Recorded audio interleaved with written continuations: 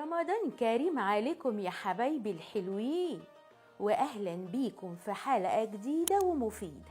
حلقتنا بقى النهاردة عن فوائد الصيام للست الحامل. بس الأول ادخلي على اللينك واعملي لايك.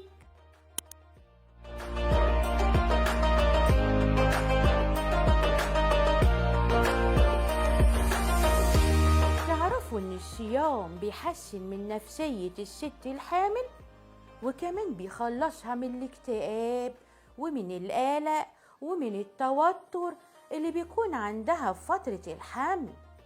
ده غير كمان إن هو بيريح الجهاز الهضمي، يعني مفيش حموضة، مفيش عسر هضم، ومفيش كمان غازات. وكمان التزامك بمواعيد الأكل ونوعه بيخلص جسمك من السموم اللي بتتخزن داخل دهون الجسم. أمال إيه؟ وكمان الصيام بيخلصك من القيء ومن الغثيان والإجهاد كمان اللي انت بتتعرضي له نتيجة عدم انتظام في مواعيد الأكل.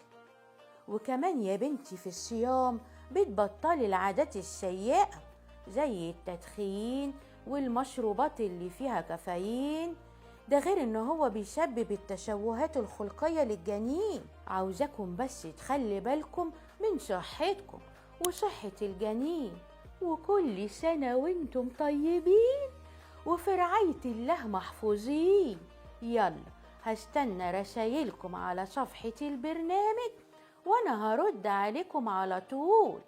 هستناكم بقى في حلقة جديدة من برنامجكم الداية.